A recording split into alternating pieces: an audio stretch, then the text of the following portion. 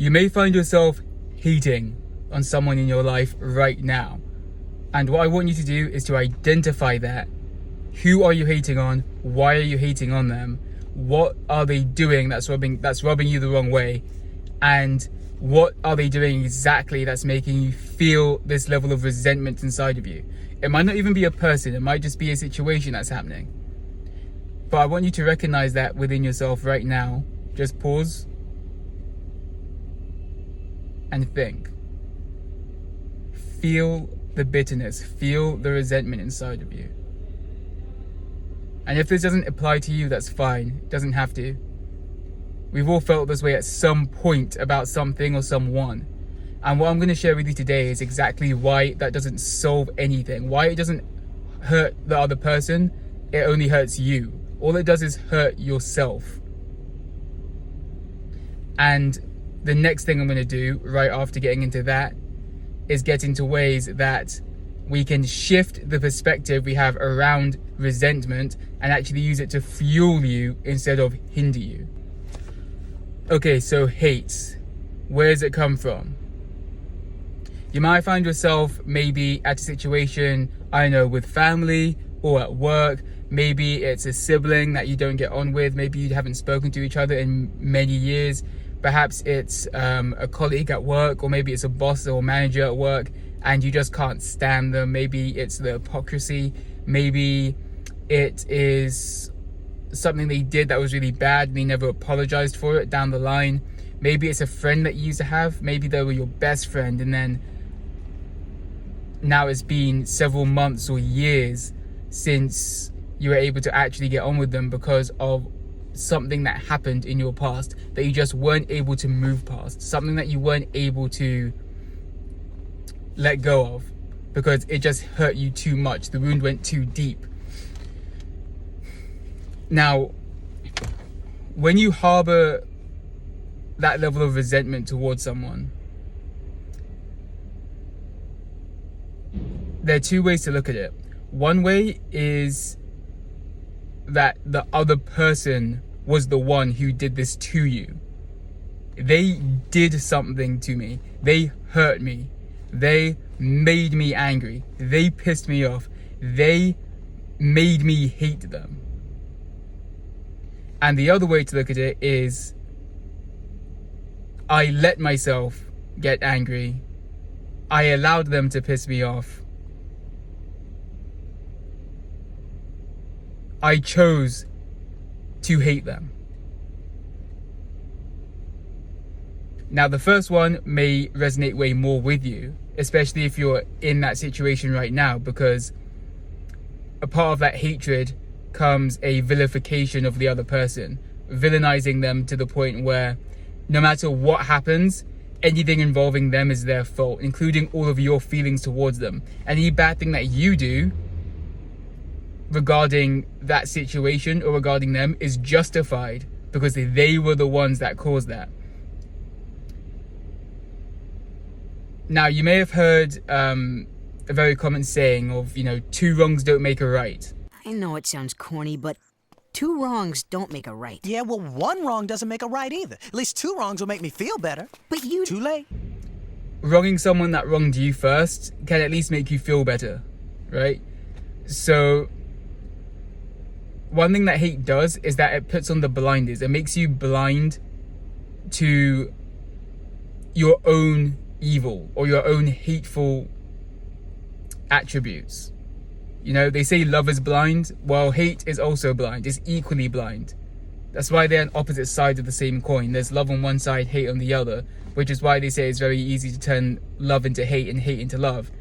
Like, you must have noticed that the people who you can feel the most hurt from are the people you love the most. That's why in a lot of cases, the people who you hate the most are your ex-partners or your close family members or your best friends, because it's that betrayal of someone who you loved so much, so intensely, that leads you to hate them so much. If you go and ask the majority of people what they think about their ex, what do you think they're going to say? Do you think any of them are going to say all the good qualities about all the good times they had together, the reason why they got together in the first place? No, of course not. They're going to say, oh, he's evil, she's evil, they're selfish, they're narcissistic, they're arrogant, they're a liar, they're shallow, they're this, they're that, they're whatever. They're going to focus primarily on the bad attributes, not on the good attributes. And that flip happens only when you are intensely on one side of the spectrum rather than the other. So, like love, hate is also blind. And what that blindness does is when you're loving so intensely, you're completely blind to all the flaws. You're blind to all the bad parts because they have this halo effect around them. And you're like, they can do no wrong. They're amazing. Any bad thing that they do, you might actually come up with an excuse for it, right? And on one hand, you may say that's a good thing. You may say it's a good thing that you're coming up with those excuses because it's out of love. You know, maybe it is something that's objectively wrong, but you're willing to overlook it out of love, and that's a beautiful thing. However, when you take that very intense quality and you flip it on its head to the point where now you hate the person, it can get very, very ugly, very, very quick, because it's the exact opposite with the equal amount of intensity behind the hatred. So you're equally blind and ignorant to all of their good qualities now, just as you were to their flaws in the first place. And this might be a bit too specific to romantic relationships, but it doesn't just have to be regarding that. It could be around family, it could be around work, it could be around anything.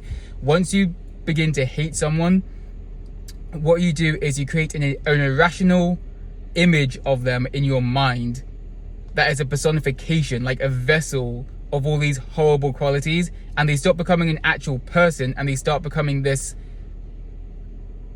ideal in your mind of personified evil and malice. So just like when you love someone, you might not even actually love the person themselves, you just love your idea of this person because you've put all of these attributes onto them that might not even be there and removed all of their flaws, which actually make them them, and you have this idyllic and angelic version of this person that you're holding in such high regard, and then you might get disappointed the more you get to know them. The same thing can happen when it comes to hatred. You have this personification of evil of this person, and maybe once you get to know them a bit more, or you get to understand why they're acting the way they're acting, if it's someone who you started off hating and not someone who you loved and then hated, if it's someone you didn't know before you hated them and you never loved them, then the more you get to know them, that hate can very quickly actually turn into love, because you actually start to identify, oh, okay, these are their flaws, this is why they're feeling the way they're feeling, this is why they act the way they act, I understand now. And you can have a level of empathy for them that you might not have had before, which is why understanding is key. In both avenues, understanding is the key, because in love, you want to understand the parts that are irrational. You want to understand the parts of them that aren't your idyllic image of them and come to accept that. And when it comes to the hatred, you also want to accept the redeeming qualities that aren't justified for your level of hate towards them, right? And understand that. So now we come to situations that you hate. And when it comes to situations that you hate, it might be your job, it might be your living situation, maybe you still live with your parents, maybe you live by yourself but it's in some like really crappy like place, maybe the roof's leaking and you know there's damp everywhere, and maybe you have loud neighbors, and maybe you're unemployed and you actually don't like the fact that you can't find a job and that you're struggling to get by, and maybe you're living out of your car, maybe you have a fantastically well-paying job and you have a really nice place, but you have no friends and no family, and that's a situation that you hate. Getting away from actual people and going towards a situation that you hate. Now when it comes to this,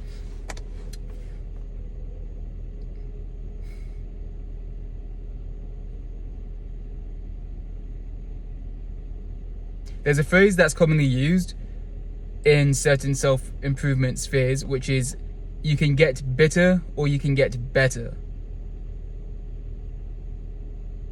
So in a nutshell, when it comes to situations that you have control over, control to change, then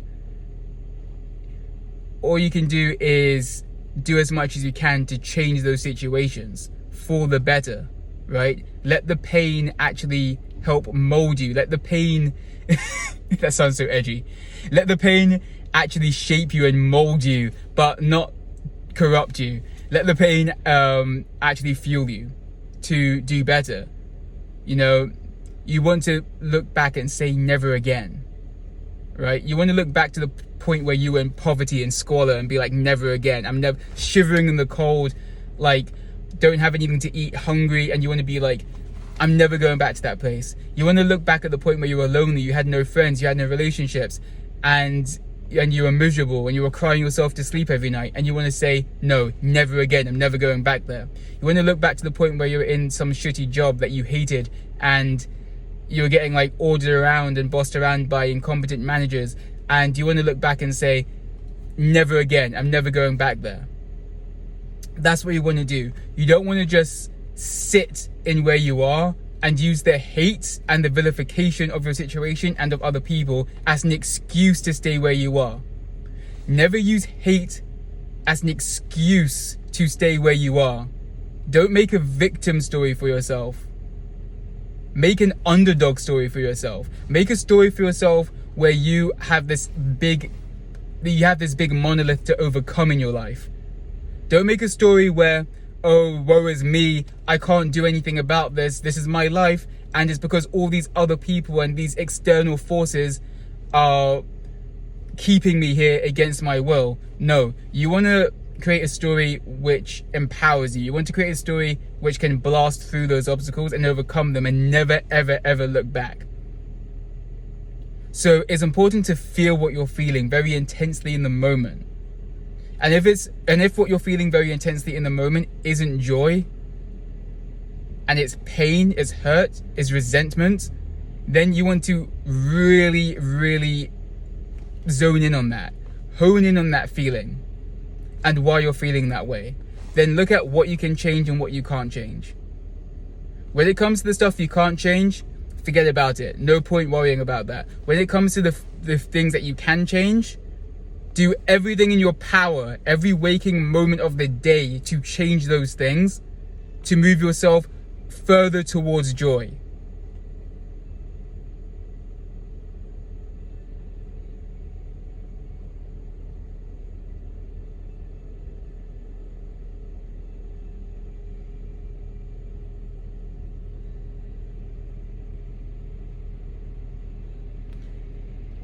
Don't cry victim.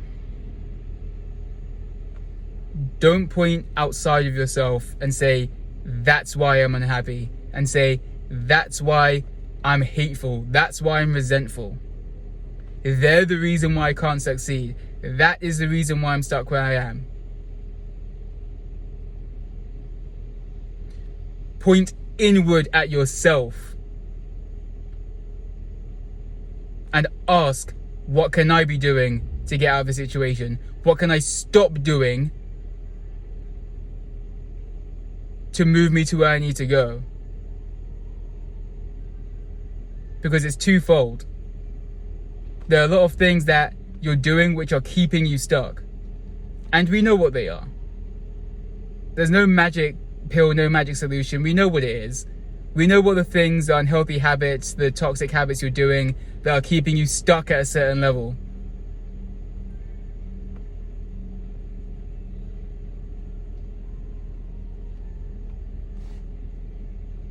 Like if you're unhappy because you're poor and you don't have any money and you can't afford things all the time, what are you doing with your paychecks? Are you going and straight to the bar? Are you going to buy cigarettes? Are you going to buy drinks? Are you going to buy video games?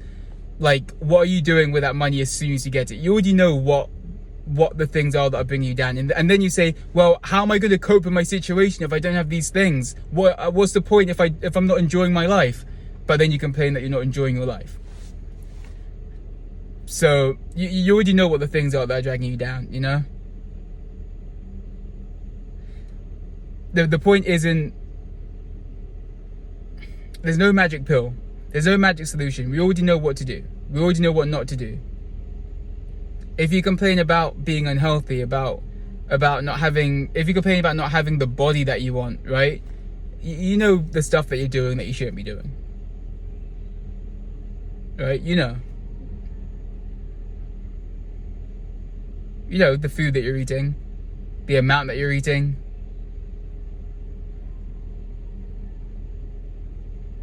And likewise, you know what you should be doing in order to move towards where you need to be going. Exercise. Investing. Like, and there's just two very surface level examples. It goes so far beyond that. But it's that simple. It's not easy, but it's simple.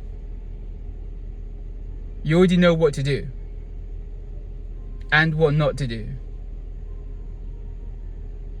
And you point outwards because in pointing outwards, what you're doing is distracting yourself from the reality, which is that you are empowered to do more to get out of your situation. Now, this isn't me saying that your situation is fair. This isn't me saying that you are exactly where you deserve to be, although there is an argument for that. That's a completely different debate. This isn't me saying that anyone who's at a position that you might find desirable, that you're not at yet, they deserved it more than you, or that you deserved it less than them, or that they didn't get lucky, or that they didn't have opportunities that you didn't have. I'm not saying any of that, but what I'm saying is that in your situation, what helps you more?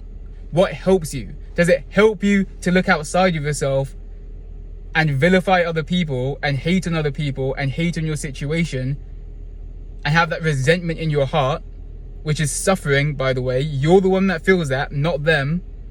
Now you can express it to them, and that's just bringing more toxicity out into the world and creating and just perpetuating the cycle, the toxic cycle of hate. Or instead of pointing outwards, you could point inwards at yourself and not hating yourself, but pointing inwards and looking at what you can do. Ignore what you can't do.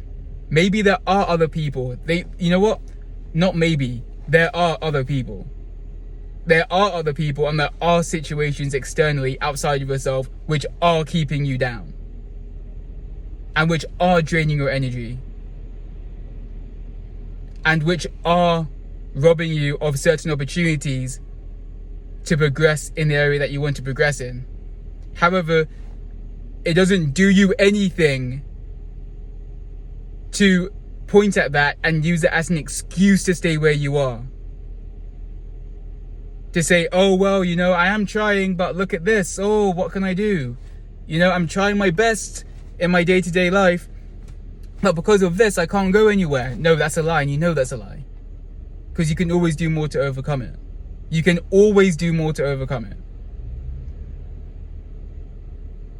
And guess what? As long as you're doing as much as you can within your personal power in your everyday life to overcome that, you can go to bed satisfied. You can go to bed happy. You can go to bed happy, knowing that you're doing as much as you can in your power. And when you're doing that and you're not hateful, you have no resentment in your heart, and you're resonating on a higher frequency, then you start to actually attract and engage with people and with situations that match that higher frequency. Now, this might be getting a bit woo-woo,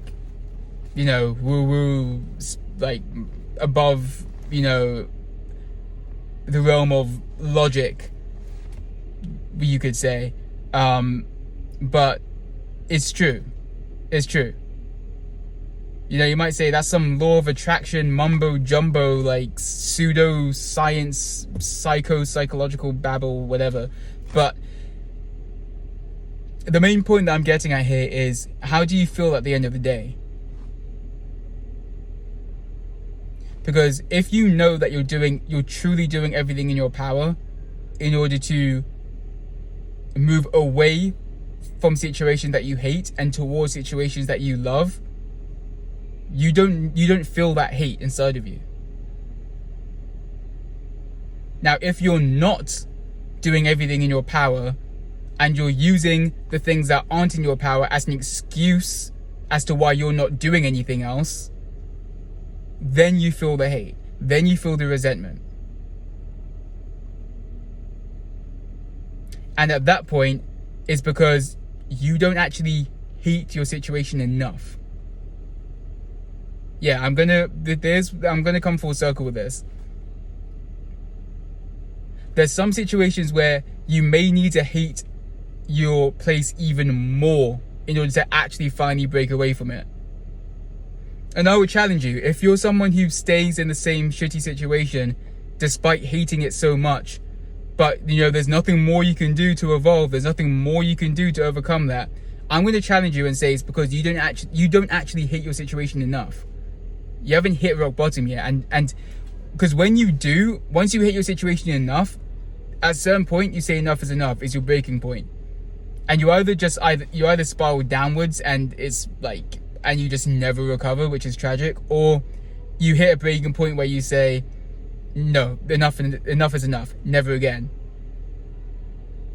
And then you start doing everything in your power to move away from that. But as long as you're just staying there at that level in your day-to-day life and using external circumstances as an excuse as to where you're at, the reason why you're doing that is because, the reason why you're subconsciously tricking yourself is because on a deep level, you like the fact you have that excuse. And this might be a bit controversial, you might not like me saying this, but I'm not saying what I feel you want to hear right now. I'm saying what I feel some of you may need to hear. And that's that at some level, you like where you are. At some level, you like working at that crappy job where you have that demeaning boss and you get paid like crap. You might, at some level, you love the fact that you can't afford the things that you want. You can't afford that car. You can't afford to buy a place. At some level, you love the fact that you're alone, you have no relationship, or that you might not have any close friends. And that might sound demented. That might sound like, what the hell are you talking about? Of course you don't love that.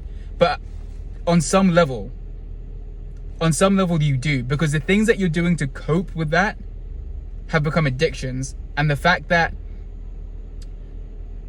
there are some external forces that may be preventing you from getting that, they serve as an excuse for you to stay comfortable in inaction. Because actually doing things in order to change your current situation is uncomfortable.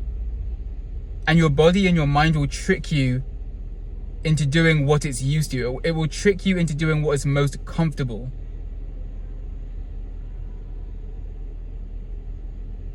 Because our DNA is designed for homeostasis. It's not designed to force us into situations where we might be at risk. It's designed to create a situation where we're as stable, secure, and comfortable as possible. But once that situation gets to the point where it's so unbearable that you can't take it anymore, that is when you reach your breaking point and you say, no, this has to change.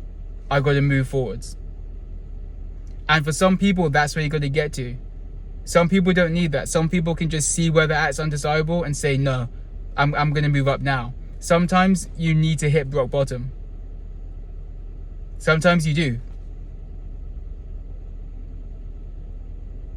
And if you're hearing this and you haven't hit rock bottom yet, and you're still making excuses as to why you're not at the level you want to be, and it's because of him, her, them, this situation, that situation,